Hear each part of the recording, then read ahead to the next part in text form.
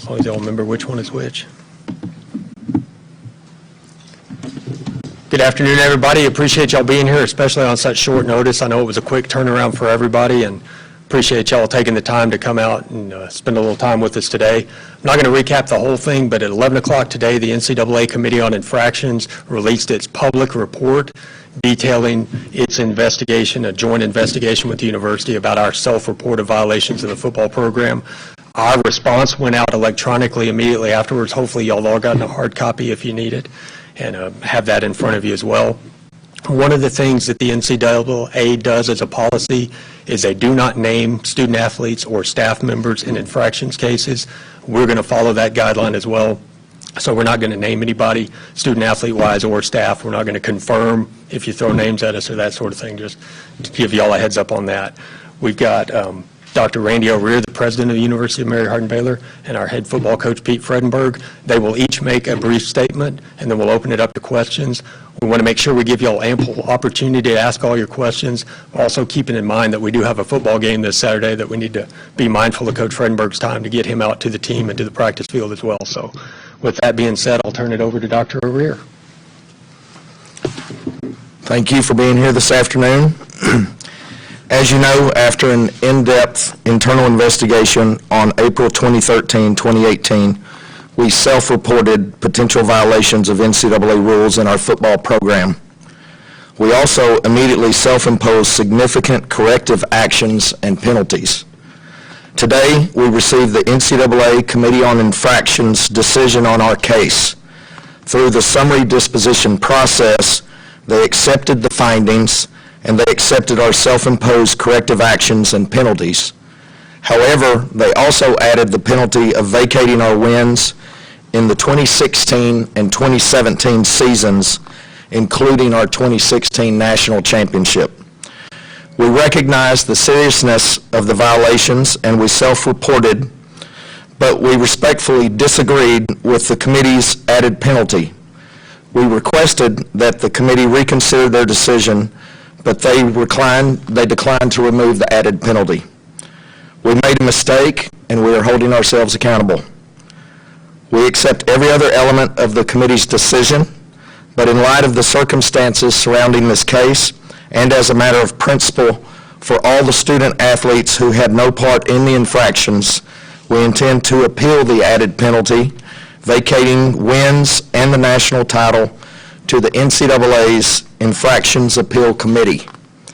The university has never experienced a major rules violation in any of our athletics programs, so frankly, we didn't know what to expect going into this situation.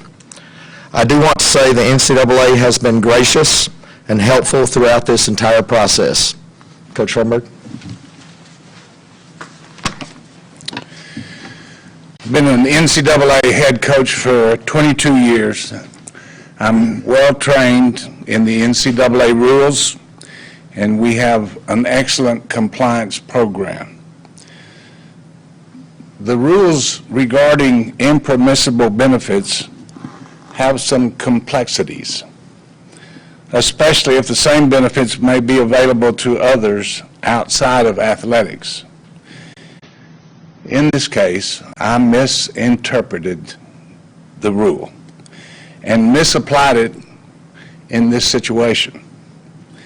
I didn't ask anyone else. Even after I was questioned by a staff member, I made a serious mistake. I feel terrible about it. I've learned from it. I want to move forward. We'll open it up to questions. Well, when you said the NCAA is going to make you vacate wins and losses, is it all wins and losses or just wins and losses in which that player participated? Just which that player participated in. Do we know that number? We will have to submit a report. Okay. How did the school come to find out about Coach Fredenburg loaning? It was reported to me by our faculty athletics representative. Who it is? Okay. Yeah. Yep.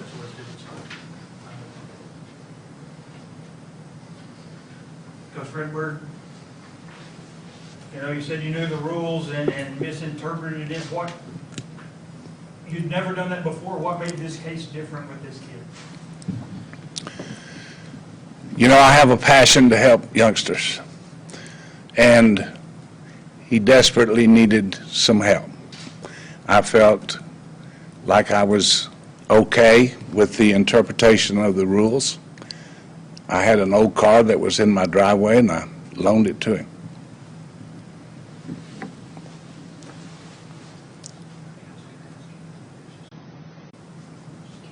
Anyone else? Coach Fred, do you feel like the NCAA's priorities are in a different place?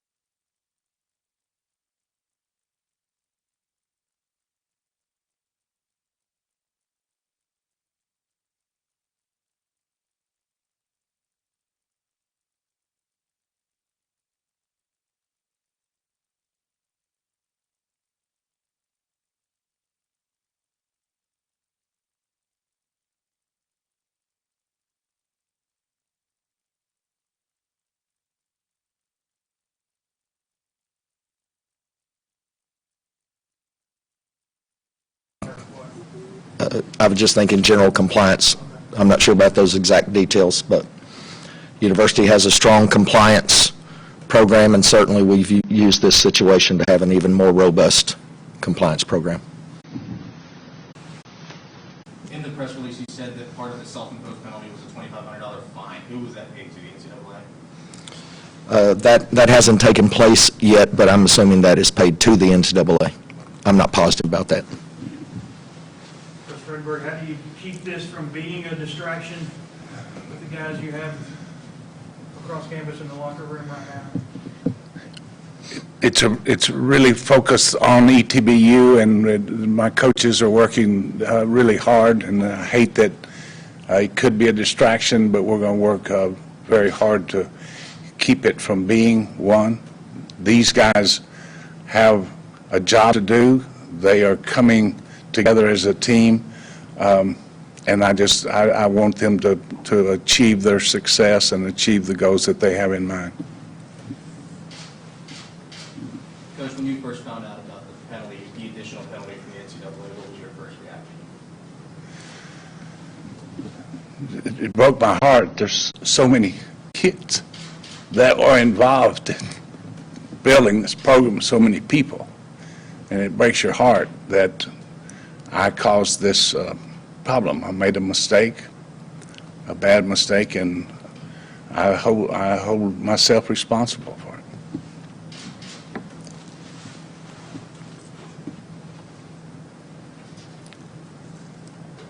Anyone else?